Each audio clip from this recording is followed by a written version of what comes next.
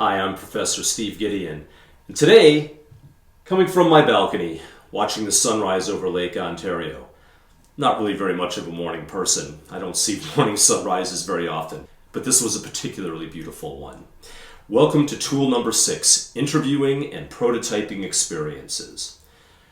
We've had a large number of user-centric tools, and we've gone through a variety of books and methods and techniques. They often start with interviewing, and they talk a lot about really getting to know your customer. And so interviewing is a very important skill to have. And your assignment, based on the affordable loss principle in the last module, was to create a portfolio of life interviews with a list of people that you want to talk to, issues and assumptions that you're going to be testing, basically why you want to speak with them, in a list of questions. So for each design challenge, brainstorm if you're with other people, or use a mind map if you're by yourself, in order to generate a large number of divergent assumptions, things that you'd like to test, things that you're not quite sure about, that you'd like to really prototype and understand, potential interviewees, and questions that you'd like to ask. So different people would require different questions. Different design challenges would require different interviewees and different questions. So it's a bit of a matrix here of design challenge, things you'd like to test, people that you'd like to talk to, and then the questions. So it's really a matrix here of the design challenge, the assumptions you'd like to test, the people you'd like to speak with, and the questions you'd like to ask them. Once you've brainstormed a variety of these divergent ideas, narrow down your choices using convergent tools. For example, you can plot relevance or amount of interest or importance versus how easy it is to contact various people. And then, of course, reach out and conduct the interviews, basically get out of the building. Now, I know it's the era of COVID-19. Getting out of the building means getting out there and talking with people, but you'll probably be sitting at home on a video Skype call, or GoToMeeting, or WebEx, or Google Meet, or Hangout, or Zoom, or one of those kinds of video technologies. Now, the important thing about these life interviews is this is not a job interview. Part of the reason to make sure that the other person doesn't think this is a job interview is in a job interview, they ask all the questions and they're expecting you to do all the answering. Quite the contrary, we want you to be doing the questions and we want them to be answering the questions. And so if you tell them that it's a job interview, they might say no. And again, their idea around what this meeting is about could be very different if they think that you're interviewing for a job versus where you just want to get to know them a little better and really you're prototyping what their life would look like. But rather than having to live in their life, you just ask them questions about it. So be very clear that you value their experience, you value their insights about what their life looks like, that you want to understand what they do throughout the day, what they like, what they don't like, what they hate, the things that excite them about their job, things that they hate about their job. And you're really just seeking information. Again, you're not asking for a job interview, and I probably wouldn't even use the word interview. You're prototyping what their lives look like.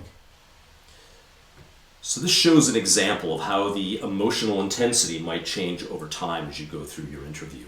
You start by introducing yourself, introduce your project, build rapport with the other individual, maybe ask a few easy questions, but then get deeper, and as the emotional intensity grows, in particular try to evoke stories. Try to get them talking about stories that made a big impact on their life, or things that they really love, or things that they really hate. Or you could say something like, well, can you tell me a story about something that you love about your job? Or can you tell me a story about something that you really hate? Stories are really powerful ways to convey emotions. Explore those emotions, and then don't just wrap up the interview, allow time for questions and answers, and don't forget to say thank you. So here's a variety of tips that come particularly from the Strashik Center, where I learned some of my methods around design thinking. First of all, ask a lot of open-ended questions. Don't ask questions that allow them to say yes or no, or, well, with one-word answers or something like that. Ask why a lot. You've heard of the 5 whys. You don't want to be annoying about this, but when you say, well, what, if somebody says, well, here's something I really hated, you might want to say, well, why did you hate that? what really annoys you about these things, or what is it about this that you love? So try to ask why a lot. Ask questions neutrally. Again, you're not trying to get them to necessarily validate or invalidate what your ideas are. You're just looking to make an emotional connection to understand what they're going through. So try to ask questions in a value neutral sort of way that isn't directing them to say one thing in particular. Stories, again, are very powerful. If someone's telling you a story, shut up and let them finish their story. Very important.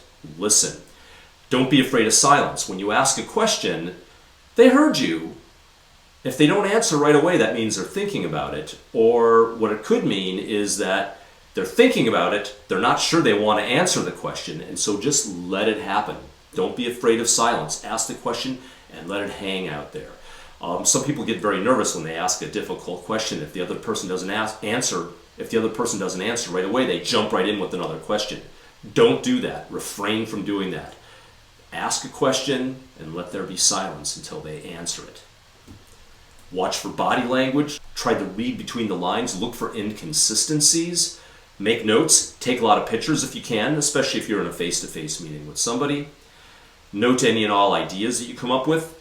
Try to interview extreme users. Don't just interview average people or people who don't have a big emotional story. Try to find extreme people. And don't forget to say thank you at the end. You want to take a lot of pictures and notes. Here's an example from one group we had at the Strashik Center of some of the examples of notes and photographs and pictures that they took during one of their series of interviews.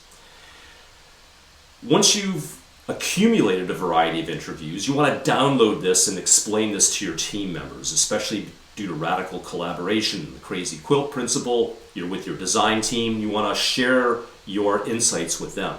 So first of all, tell each other your stories about what you've discovered.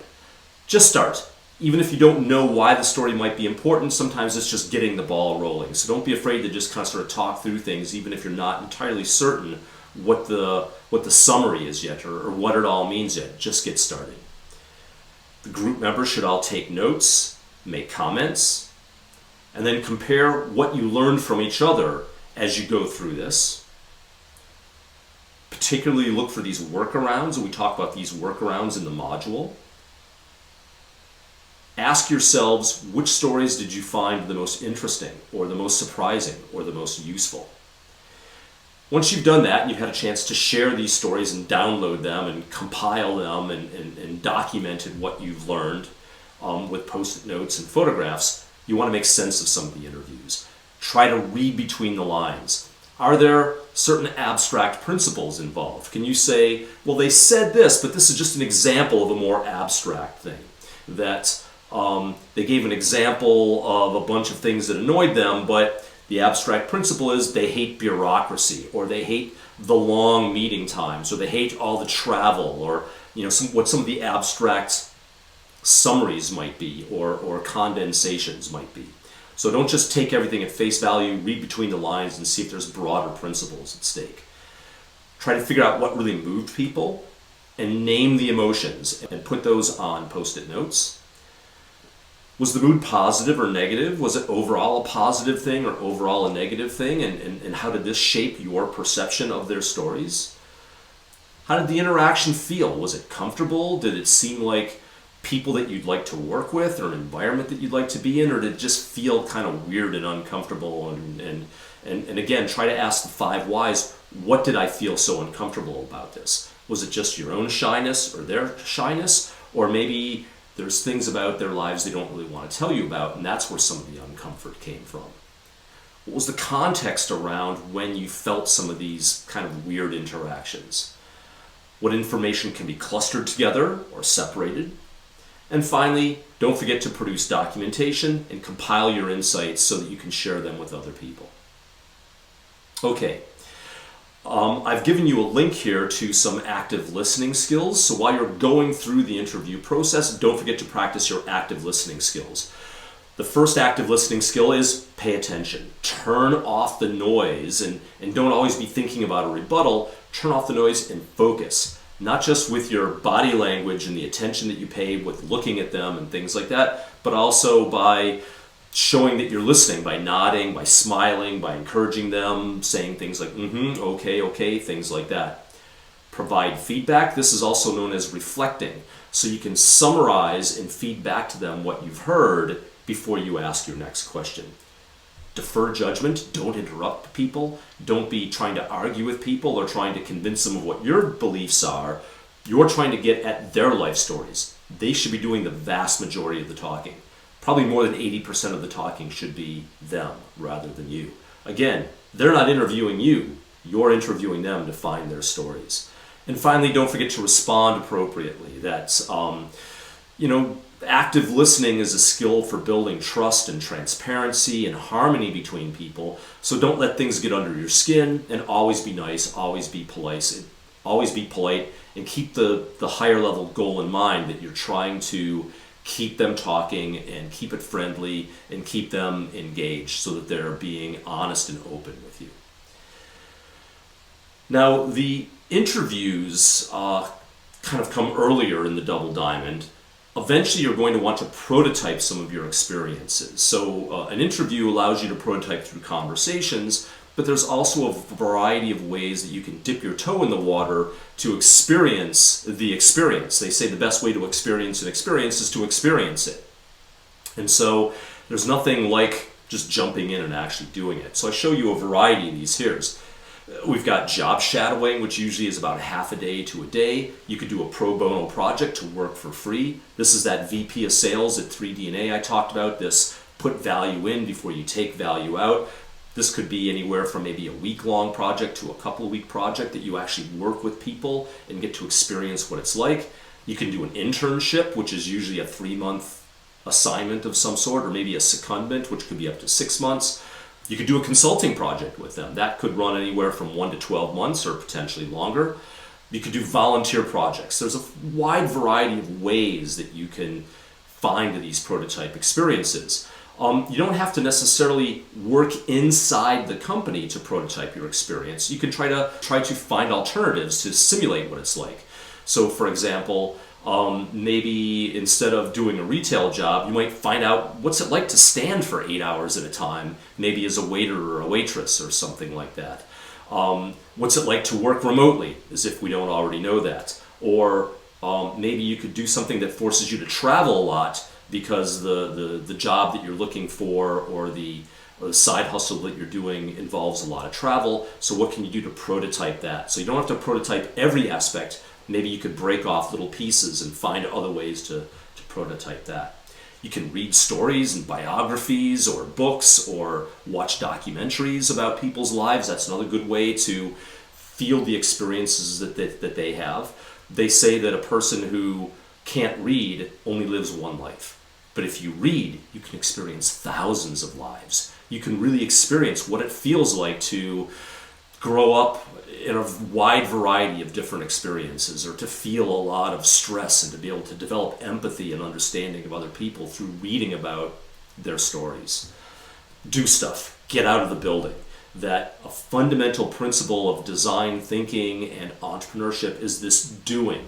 Don't just think through what you think something would be like. Go out there and do it and experience it for yourself. These experiences are also a great way to build your entrepreneurial skills and your attitudes, as well as just developing your social capital. So you could develop your communication skills, your active listening skills, your mirroring, your reflective skills, and things like that. Practicing being proactive, practicing alertness and opportunity spotting, but also practicing being resourceful. How do you find people? How do you get access to people? How do you find other people that will introduce you to other people? And once you're involved with somebody, that they can recommend somebody else for you to interview. And that's kind of a great way. Once you've met 1 or 2 people, they'll introduce you to other people. Of course, there's grit, tenacity, perseverance, and resiliency, but we're going to be talking about that next week. So, for entrepreneurship to be taught, it has to be unleashed. I love the gaping void. I love the graphics and the cartoons this guy has. So it's also a good source of inspiration as well too. Artwork is a great way to really concretize and remember things. And sometimes artwork like this can really help you remember things. Kind of like this next one. Remember, entrepreneurship is like learning how to play the guitar. That's a good artistic image. Don't forget to crank it up to 11.